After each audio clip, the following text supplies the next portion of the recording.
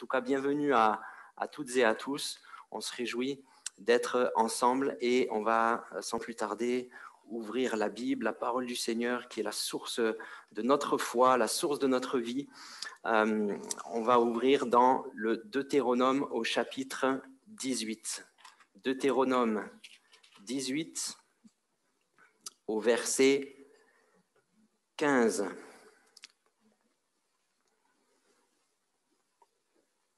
Deutéronome 18 au verset 15. Voilà, je regarde l'heure. Il ne faut pas que je sois trop long. Il y a nos enfants qui sont en bas, qui ont ce moment aussi pour eux. Voilà, Deutéronome 18, verset 15, c'est Moïse qui s'adresse au peuple et il dit ceci: Dieu suscitera pour vous un prophète comme moi, issu de votre peuple, l'un de vos compatriotes. Écoutez-le. Un peu plus loin au verset 18, je vais leur susciter un prophète comme toi. Donc là, c'est Dieu maintenant qui parle. Je vais leur susciter un prophète comme toi, l'un de leurs compatriotes. Je mettrai mes paroles dans sa bouche et il leur transmettra tout ce que je lui ordonnerai. Et un peu plus loin dans la Bible, dans Jean chapitre 7 et verset 40, Jésus vient de parler à la foule et voilà ce qui nous est dit, Jean 7, verset 40. Après avoir entendu ces paroles, les paroles de Jésus, beaucoup dans la foule disaient « Celui-ci est vraiment le prophète.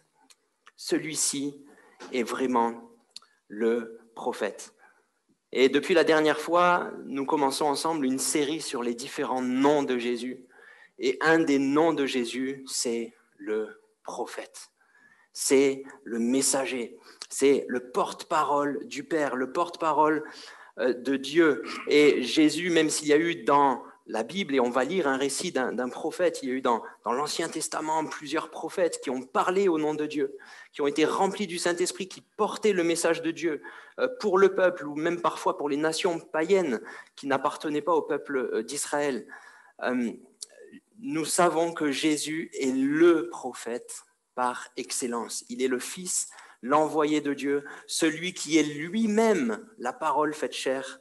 Voilà pourquoi il est ce prophète parfait, porte-parole du Père, qui, mieux que dire un message, a été lui-même le message, dans tout ce qu'il a été, dans tout ce qu'il a fait et accompli. Nous le savons, Jésus est venu accomplir les prophéties de l'Ancien Testament, mais aussi nous savons que si toute la première partie de la Bible, l'Ancien Testament qui nous parle du peuple d'Israël, qui nous parle de l'ancienne alliance entre Dieu et son peuple élu, nous savons que toutes les actions, les œuvres et les messages des prophètes annonçaient, préfiguraient la vie et l'œuvre de Jésus le prophète. Annoncé déjà depuis le temps de Moïse, on l'a lu dans Deutéronome 18, il viendra un prophète comme moi. Alors, pour parler de Jésus le prophète, ce matin, on pourrait prendre bien sûr tant de textes, il y en a tellement, mais on va prendre un épisode dans le deuxième livre des Rois, au chapitre 4, 2 Rois 4, verset 16. 2 Rois 4, verset 16.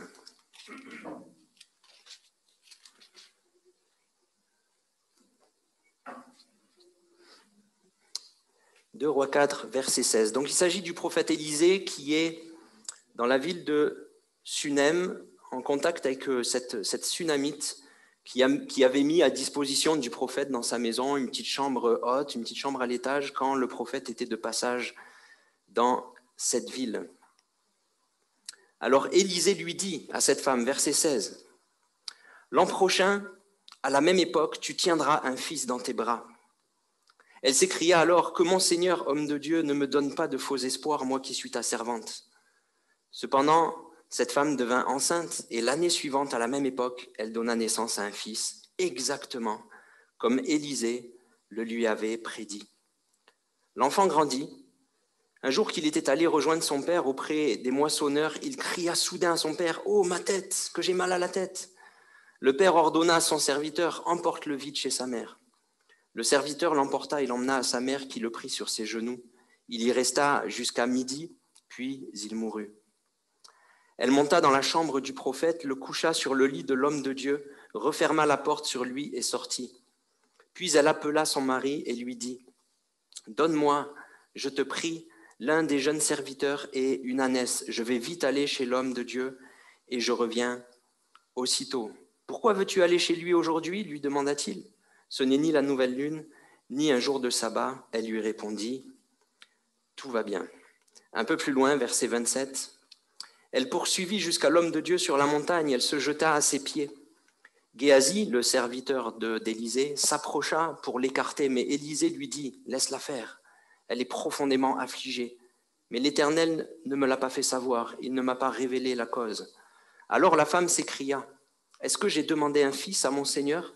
Ne t'avais-je pas dit, ne me donne pas de faux espoirs ?»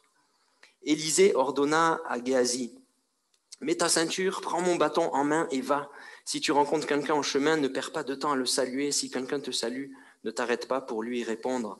Quand tu arriveras dans la maison de cette femme, tu poseras mon bâton sur le visage du garçon. » La mère de l'enfant s'écria « Aussi vrai que l'Éternel est vivant et que tu es toi-même en vie, je ne partirai pas sans toi. » Alors Élisée se leva et se mit en route avec elle.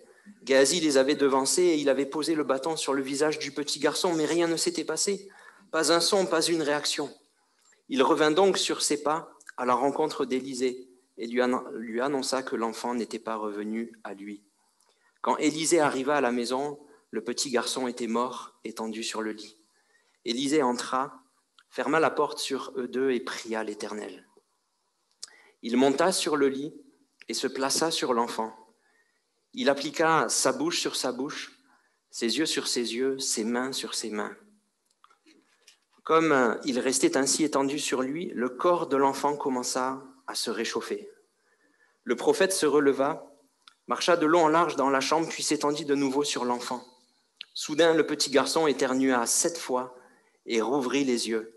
Élisée appela Géasi et lui dit « Va chercher cette Sunamite. » Géasi l'appela et elle vint vers Élisée qui lui dit « Voici ton fils, reprends-le. » Elle s'avança, se jeta à ses pieds et se prosterna jusqu'à terre, puis elle prit son fils dans ses bras et sortit de la pièce. Amen. Waouh! Quel miracle! Quel miracle! Un miracle de résurrection. Ce petit enfant qui était mort, le Seigneur a permis dans sa puissance que son prophète Élisée fasse ce que le Seigneur lui a ordonné de faire, puisqu'il a prié, il a demandé dans la prière, « Seigneur, qu'est-ce que tu veux pour cet enfant ?» Et ensuite, Élisée a fait ce geste quelque peu surprenant, n'est-ce pas? De s'étendre sur l'enfant. Je suis sûr que si un jour à un culte, on fait un temps de prière et que je vous demande « Vas-y, allonge-toi par terre, je vais m'allonger sur toi », vous allez me regarder bizarrement. Je ne le ferai pas, je vous rassure. C'est surprenant, mais qu'est-ce que cela veut dire dans la symbolique, dans l'image? En s'étendant sur l'enfant, le prophète s'est comme identifié à lui dans sa mort, dans le fait d'être étendu, comme ça, inanimé. Et nous le savons, et on l'a chanté tout à l'heure, que Jésus est venu s'identifier à nous, il s'est fait semblable à nous. Il a été ce substitut. Jésus s'est fait homme. Jésus s'est abaissé. Il s'est fait homme et il est mort sur la croix pour que nous puissions mourir au péché et vivre de sa vie. Élisée, là, dans ce qu'il a fait, on peut voir l'action de Jésus de venir s'identifier avec nous dans notre condition humaine, mourir sur la croix afin ensuite de ressusciter et de vivre et de nous donner sa vie. On voit que dans le geste d'Élisée, en s'étendant sur lui, le corps de l'enfant s'est réchauffé. Et on le sait dans le Nouveau Testament, et ça nous est dit aussi dans l'Apocalypse, que lorsque nous recevons la vie de Dieu, C'est dans le but d'être bouillant, vous êtes d'accord? Il y a une lettre dans l'Apocalypse qui dit « Ouh, puisses-tu être froid ou bouillant, mais parce que tu es tiède ». On connaît la suite. La tiédeur, c'est une tentation. Surtout en ce moment où l'Église est un peu dispersée, où on est quelque part empêché, mis à part le dimanche et encore, de nous réunir, on peut être tenté par la tiédeur. Et la parole de Dieu nous le dit, et Jésus le dit en parlant de la fin des temps, l'amour du plus grand nombre se refroidira à cause des progrès de l'iniquité dans ce monde. Je ne sais pas vous, mais cette parole me fait trembler, je le dis souvent. Seigneur, je ne veux pas que mon cœur, je ne veux pas que mon amour pour toi et pour les autres se refroidisse. Seigneur, je veux être bouillant, je veux que mon cœur soit réchauffé. Comme le corps d'Élisée a réchauffé le corps de l'enfant, Jésus veut aussi réchauffer nos cœurs, nous rendre bouillants pour lui en déversant en nous sa vie. Et ce qui m'a vraiment marqué dans ce passage, c'est le fait que le prophète Élisée s'étend sur l'enfant en mettant bouche contre bouche, œil contre œil, enfin les yeux contre les yeux, devant les yeux, et les mains sur les mains. Et je crois que tout cela nous parle, et on va le développer sur trois messages ensemble. Je crois que le Seigneur veut nous communiquer sa vie par rapport à ce qui est de la bouche, c'est-à-dire la parole, sa parole de vie. Par rapport à nos yeux, Jésus veut nous donner une vision spirituelle, Jésus veut nous donner son regard d'amour, son regard de compassion, son regard qui va au-delà des apparences. Et Jésus veut nous conduire dans les œuvres qu'il a préparées d'avance. Les mains, c'est l'activité, c'est les œuvres, c'est les actes faits dans l'amour. Ce sont les œuvres qui découlent de la foi. Bien sûr, nous ne sommes pas sauvés par les œuvres, mais notre foi en Jésus nous conduit aussi dans des œuvres afin que nous portions du fruit à la gloire de Dieu. La bouche, les yeux et les mains. Ce matin, on va s'arrêter un petit moment sur la bouche. Et dans cette image où le prophète Élisée vient recouvrir l'enfant, je crois aussi que c'est l'image du Saint-Esprit qui est donnée comme ce revêtement de puissance qui veut nous revêtir, qui veut nous communiquer la vie de Dieu, la vie abondante que le Seigneur a pour nous et qui fait toute la différence. Et l'enfant mort, ça peut être l'image de ce qui en nous est peut-être mort, ou alors peut-être sur le point de mourir, comme Jésus le dit à l'église de Sardes. Ranime ce qui est sur le point de mourir. Comme Paul dit à Timothée, ranime la flamme du don qui est en toi. L'enfant mort, ça peut être cette image de notre bouche, de nos yeux, de nos mains qui ont besoin d'être revigorés, qui ont besoin d'être à nouveau remplis, inondés de la vie de Dieu, afin que nous soyons ce corps de Christ, pleinement vivant et actif dans ce monde. Pourquoi ? Parce que l'Église, chacun de nous, nous sommes le corps de Jésus, nous sommes le prolongement du ministère terrestre que Jésus a accompli comme prophète, aussi comme sacrificateur, car il a offert sa vie en sacrifice.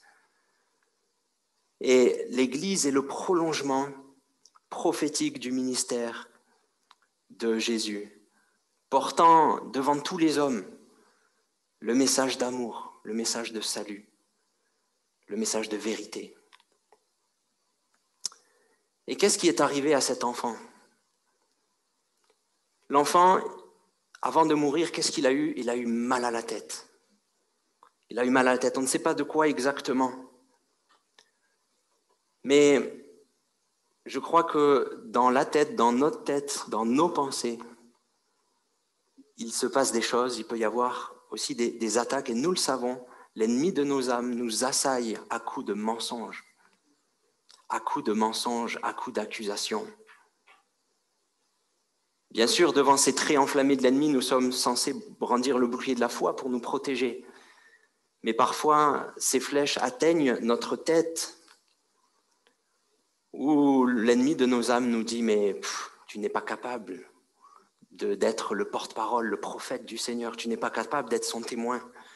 Tu n'es pas capable de porter un fruit à sa gloire. » Et il y a là par ces mensonges, par ces accusations, par toutes ces mauvaises choses qui sont là, il y a de l'intimidation et nous pouvons être comme cet enfant, un peu comme paralysés par la crainte, là comme inanimés. Et nous avons besoin de l'action du Seigneur dans nos vies pour nous relever. Amen.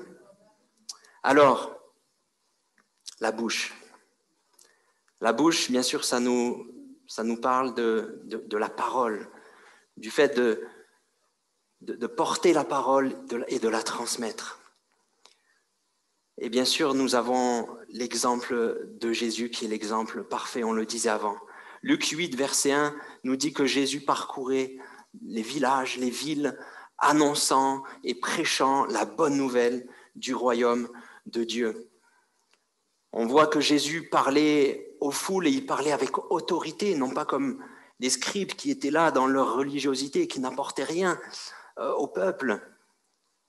Jésus portait ces paroles immuables, permanentes, vivantes et efficaces, agissantes, ces paroles éternelles de Dieu dont Dieu avait dit dans Ésaïe 55, « Mes paroles ne retournent pas à moi sans avoir produit leur effet. » On a Pierre qui en témoigne, qui dit « Mais Seigneur, tu as les paroles de la vie éternelle, à qui d'autre irions-nous » Nous avons le témoignage des disciples d'Emmaüs qui ont fait un bout de chemin avec Jésus sans le reconnaître, puisque c'était Jésus ressuscité qui était apparemment différent dans son apparence que ce qu'il était avant la résurrection. Et les disciples d'Emmaüs disaient « Mais nos cœurs ne brûlaient-ils pas au-dedans de nous lorsqu'il nous parlait, lorsqu'il nous expliquait les Écritures ?» On voit que la bouche de Jésus transmettait abondamment la parole de Dieu qui apportait le salut, qui apportait l'espérance, qui apportait le secours, qui apportait les principes et les valeurs du royaume de Dieu, qui annonçait le fruit de l'esprit, cette vie abondante que Dieu seul possède et que Dieu seul peut nous donner. Jésus est notre exemple. Il est le prophète. Et par la foi en lui, nous sommes aussi prophètes dans cette identité que nous avons en lui. Bien sûr, il y a des ministères, je dirais, mis à part, comme l'évangéliste, le prophète, le docteur, etc. Il y a des ministères qui sont donnés à l'Église, oui. Mais dans notre identité en Christ, nous sommes prophètes. Nous sommes porte-parole. Alors notre bouche, je passe rapidement sur cela. Notre bouche à nous, est-ce qu'elle n'a pas besoin d'être renouvelée par le souffle de vie de l'Esprit? Déjà, dans cette première activité de notre bouche qui est la louange, l'adoration. Un des psaumes dit « Ouvre ta bouche et je la remplirai ». Un autre psaume dit ceci « Il a mis dans ma bouche un cantique nouveau, une louange à notre Dieu. Beaucoup l'ont vu et ont eu de la crainte et ils se sont confiés en l'Éternel. » Psaume 40, verset 3.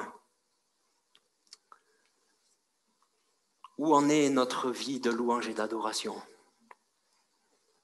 Je crois que le Seigneur veut vraiment nous renouveler dans sa présence, que nous soyons ses adorateurs en esprit et en vérité. Notre bouche, c'est aussi nous nourrir de la parole. Jésus l'a dit, l'homme ne vivra pas de pain seulement, mais de toute parole qui sort de la bouche de Dieu. Se nourrir de la parole, c'est aussi la proclamer sur nos vies et la mettre en pratique, afin de pleinement vivre cette vie de Christ. Comme le dit le psalmiste du psaume 119, il dit ceci, « J'ouvre la bouche et je soupire, car je suis avide de tes commandements. » Avide de tes commandements. Je crois que notre bouche a besoin de recevoir ce souffle de vie, tout comme le prophète Élisée s'est étendu, a recouvert cet enfant pour qu'il reprenne vie. De la même manière, le Seigneur veut souffler et mettre dans nos bouches sa vie, sa parole, afin que nos paroles donnent la vie et non pas la mort, afin que nos paroles fassent du bien et non pas fasse du mal. Et nous pouvons faire ce constat. Et nous sommes tous, concernés. Par nos paroles, nous pouvons faire parfois du mal. Nous avons pu nous laisser gagner par des mauvaises pensées et parler mal et faire du mal à d'autres. C'est une réalité.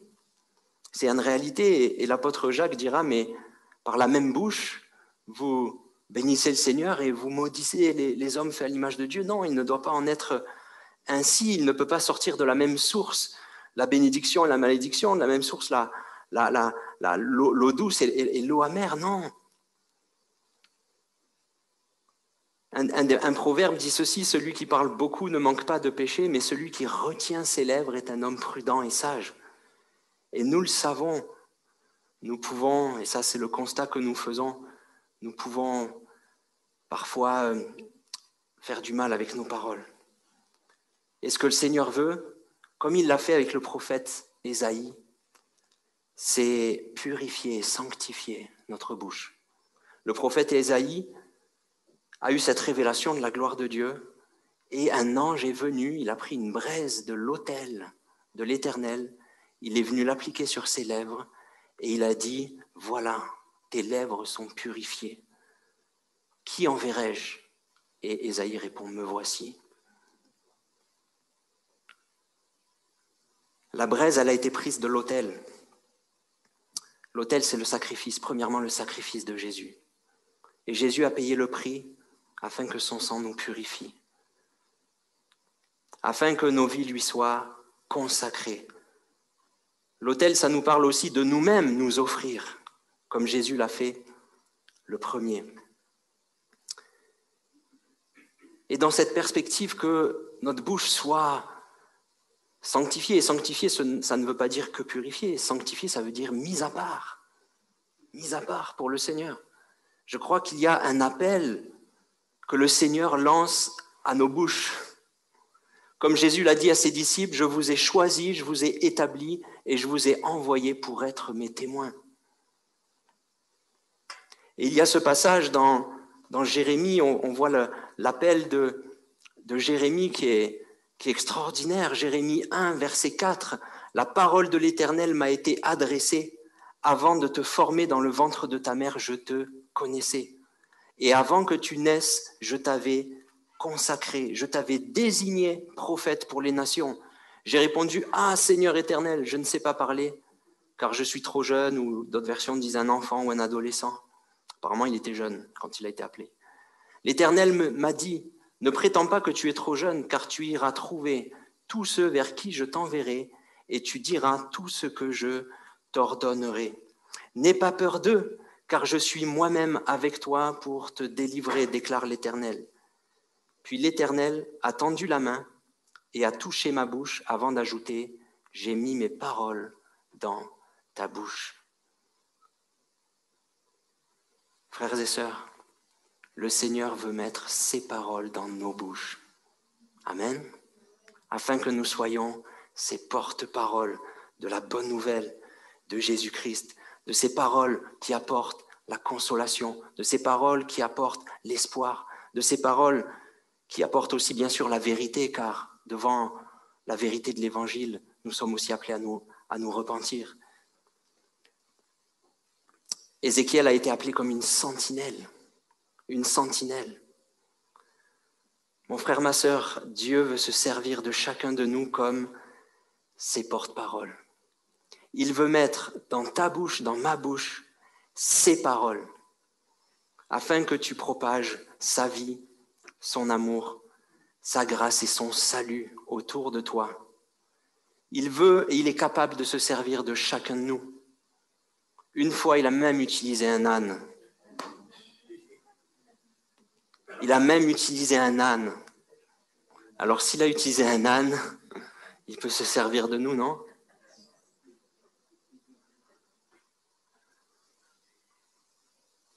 Et pour cela, il a pourvu. Bien sûr, ce n'est pas à notre portée. Ce n'est pas par nos propres forces.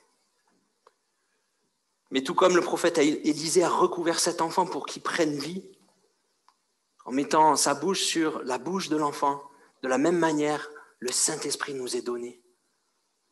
Nous sommes revêtus de son esprit. Il veut nous revêtir, nous recouvrir, comme Jésus l'a promis à ses disciples avant de remonter au ciel, d'être élevé dans la gloire. Jésus a dit, mais ne quittez pas Jérusalem jusqu'à ce que vous soyez revêtus de la puissance d'en haut. Et grâce au Saint-Esprit, vous serez mes témoins. Le Seigneur ne nous laisse pas sans moyens, sans force. Il a pourvu. Il veut nous recouvrir, il veut nous remplir, il veut mettre dans nos bouches sa parole. Et Paul dira à Timothée, n'aie pas honte du témoignage de l'Évangile, mais souffre avec moi. Oui, il y a de la souffrance quelque part à être le témoin du Seigneur, parce que le message que nous avons est un message difficile à entendre.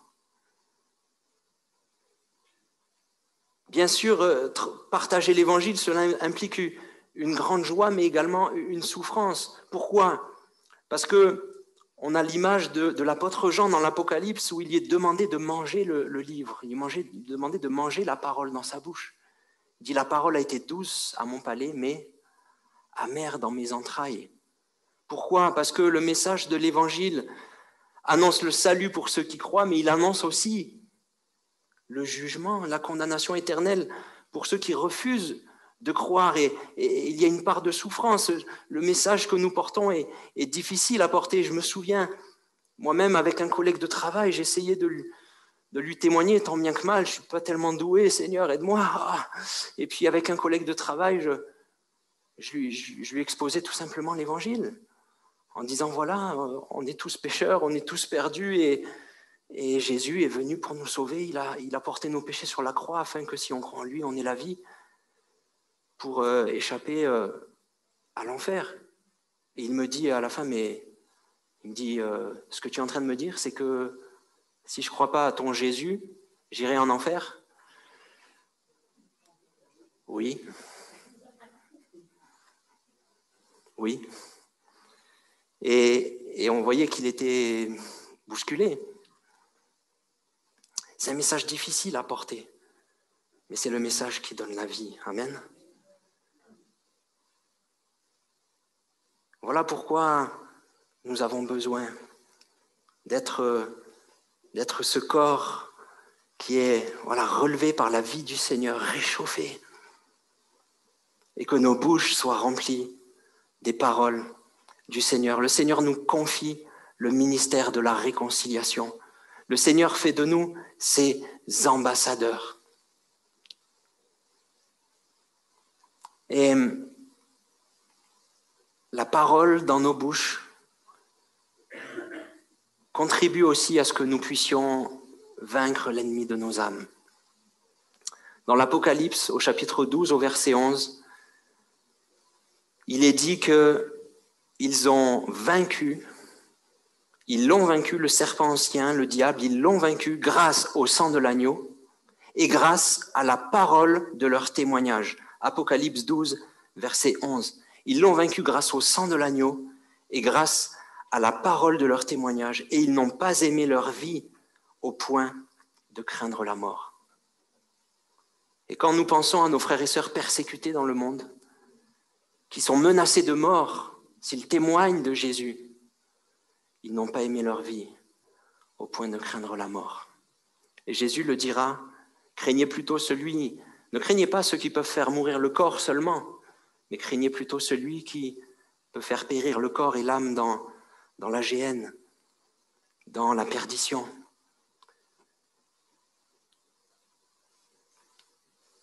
Le Seigneur veut remplir nos bouches, frères et sœurs. Le Seigneur veut vraiment faire de nous ses porte-paroles, afin que dans ces temps que nous vivons, ces temps où il y a aussi des limitations, car nous sommes aussi limités dans nos contacts avec nos contemporains.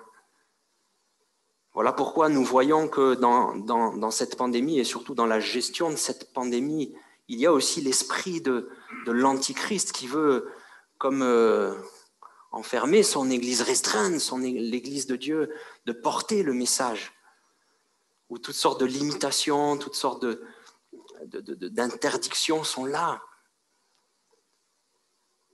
Mais ne nous laissons pas enfermer par cela et demandons, Seigneur, vers qui tu veux m'envoyer pour que je sois ton porte-parole.